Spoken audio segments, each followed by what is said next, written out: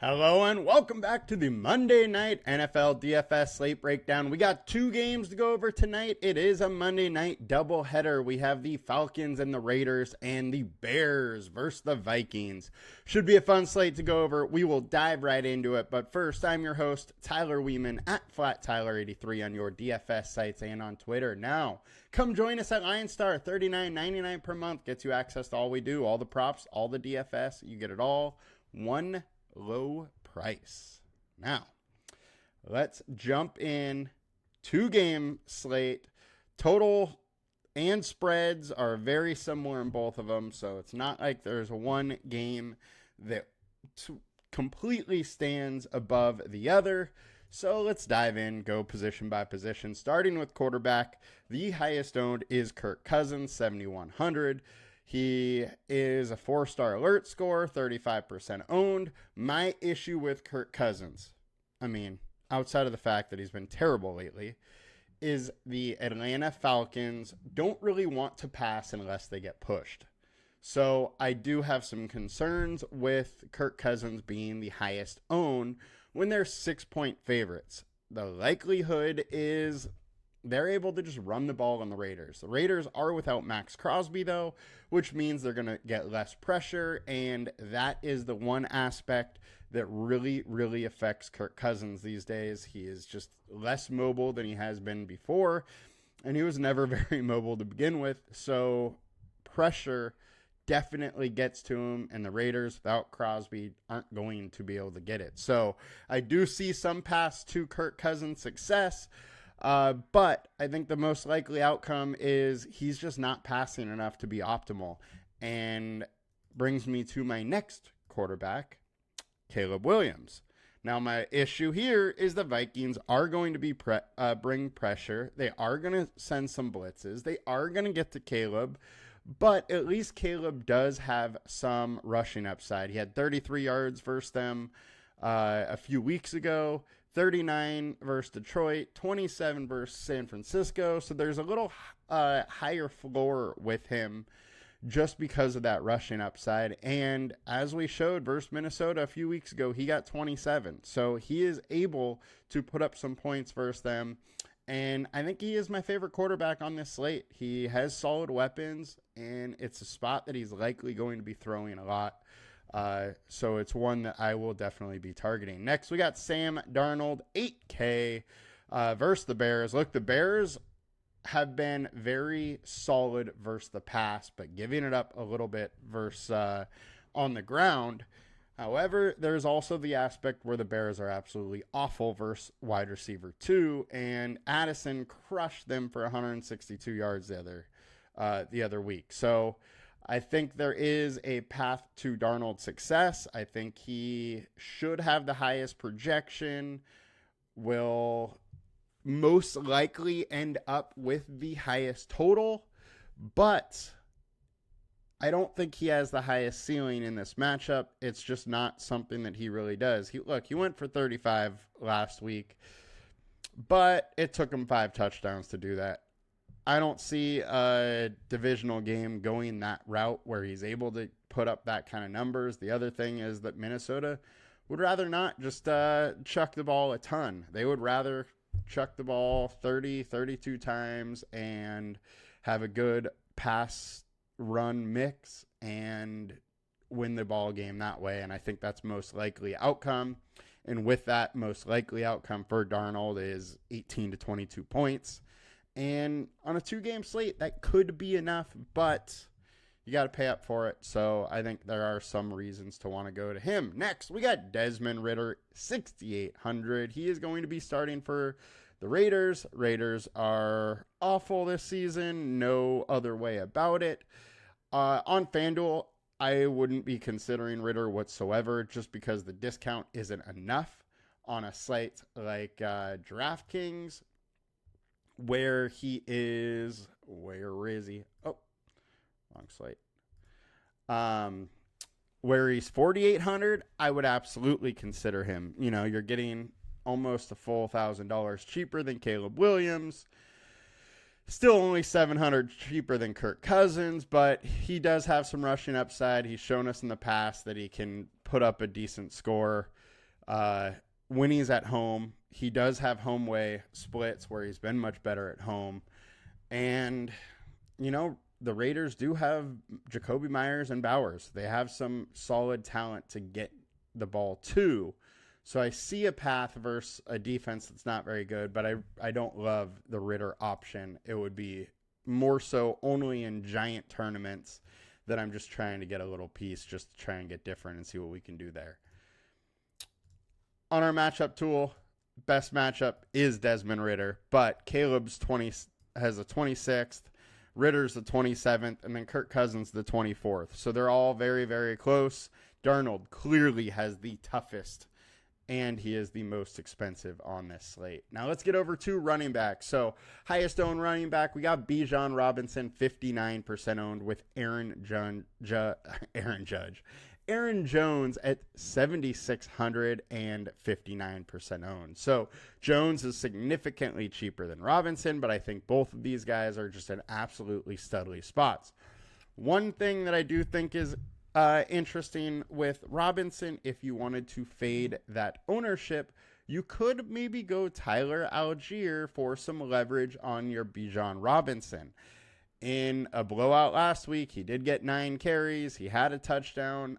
If this game turns into a blowout, I wouldn't be that surprised if Tyler Algier is picking up some late work and gets it done. And he's continually getting in that 8 to 10, 11 carry mark. So I think he's an interesting play if you want to get off some of that Bijan chalk and get some leverage. It is a total punt play.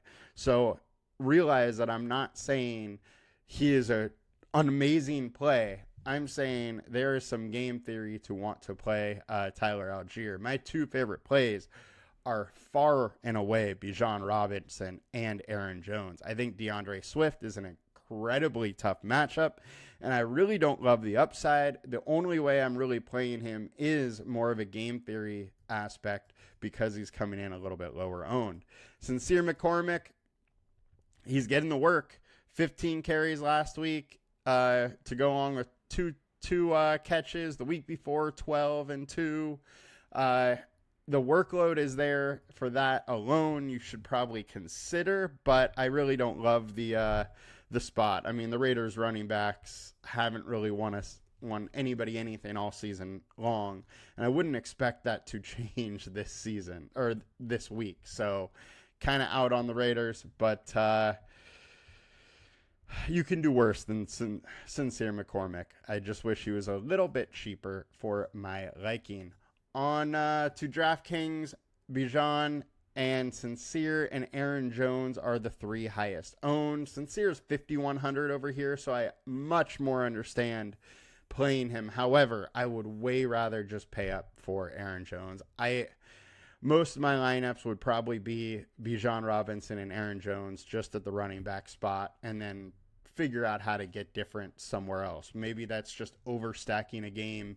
There's a bunch of different ways you can figure out how to get a little bit different. But I don't think running back spot is one that we really need to get wild tonight.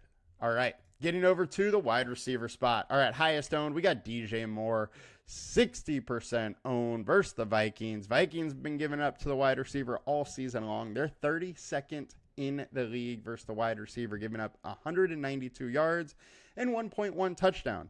Now, DJ Moore has got a ton of targets ever since they have changed up this offense. 7, 16, 8. I think those targets are going to be coming again today, and he's in a great spot. I don't mind some DJ Moore. He's explosive enough that I want him.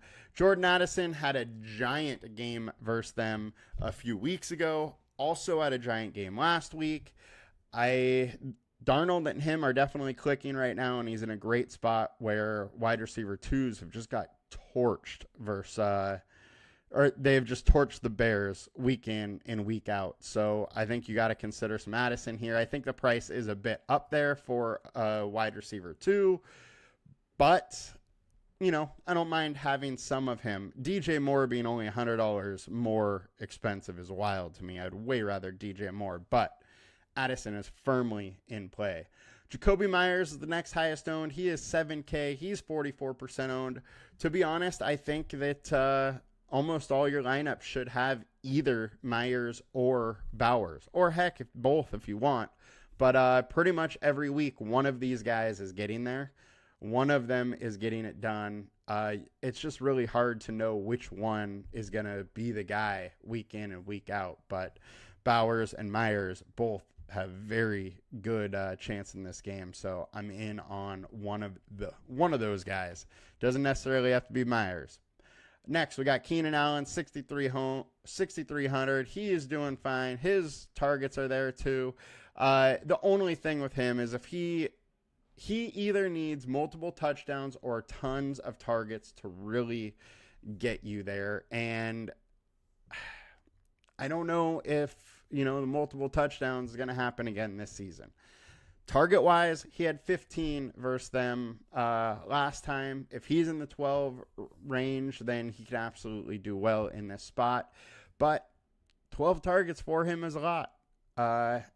Really hard to say that he's going to get that much work, but he definitely is one of the core wide receivers I would be using a little bit. Rome Odunze. He finally got it going a little bit last week. Had 2 touchdowns, but only 5 targets. Now, as this offense has changed a little bit, his targets have came. I guess they've stayed pretty steady. 10, 6, and 5 over the last 4 weeks. They're going to be throwing the ball a lot, so Rome is absolutely in consideration. He is very expensive being the 3rd wide receiver on a team, though. So that is my issue with Rome, is I think you're spending up a little bit more to get him when you necessarily don't necessarily have to. Ray McLeod, Darnell Mooney are the wide receiver in 2 and 3 for the Falcons, both of them firmly in play today. And I think Justin Jefferson is going overlooked in this spot. He's 9,500, but you're going to have the salary. There's plenty of ways to get different and paying up to get different is one of the ways to do it. Now, everybody's going to be playing Addison because the Bears are so bad versus wide receiver 2, but they did also just get absolutely torched by Addison. So do they change their coverage a little bit to combat that? Maybe, and maybe that opens Jefferson up a little bit, and you don't want Jefferson to open up a little bit because he can absolutely crush you.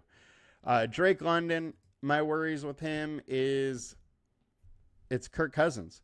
Drake London is a receiver that needs a ton of targets to really crush you. He's 7,500, has had one game over 16. That one game, 13 targets. And I don't think I can count on 13 targets in this matchup. I think most likely he's 8 or 9 targets. The line for him on Underdog is 8.5. So I think they nailed that line, and that's pretty much where I think he most likely lands. And at 8 targets, I think 7,500 is a bit expensive. All right, and now let's get over to wide receiver on DraftKings. So Drake London's super high owned over here. I have the same thoughts, even though he is cheaper on DraftKings. I really probably wouldn't be going there. Or I would have some of him, but be way under the field. I think 49% is just way too much for my liking. Jacoby, love him. Justin Jefferson, 8,200 over here and 44% owned. And on DraftKings, I probably would rather go Addison at lower ownership and cheaper than Jefferson. But FanDuel ownership is the other way. And of the two, I think Addison does have the better matchup. And tight end. All right, Cole Kmet getting the ownership here with Kyle Pitts right behind him.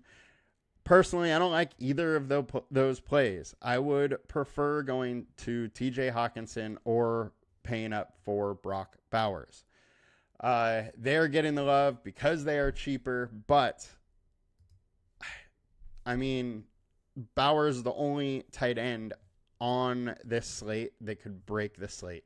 He is the only guy that that could put up a you had to have score. I guess Hawkinson kind of could, but I don't think it's likely in this matchup, whereas Bowers could absolutely get there. I mean, he has 2 25s and then a 20. He really needs to be considered along with the top wide receivers. He is, what was his price? 7,800. And the top wide receivers, I mean, London's and Meyer. You're essentially taking Bowers over London, and I would make that bet 100% of the time this week. So definitely interested in the old Bowers call, and he is my favorite tight end. Same goes to DraftKings, regardless of price. 6,600. I mean, he's way more valuable than a 6,600 wide receiver. So give me Bowers and move it on DraftKings.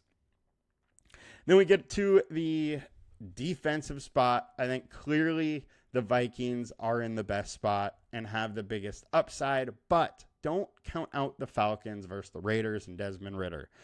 The Raiders have been absolutely terrible all year. They've won 2 games, and there is absolutely a chance the Falcons could jump all over them. So I am absolutely considering them. And then also at 2,300, the Bears have had a solid D.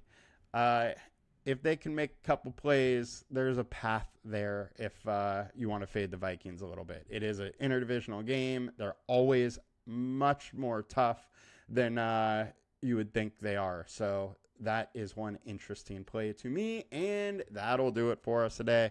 Hope you guys had a good one. Good luck tonight. Let's win some money, and we will be back this week with more DFS content. Peace!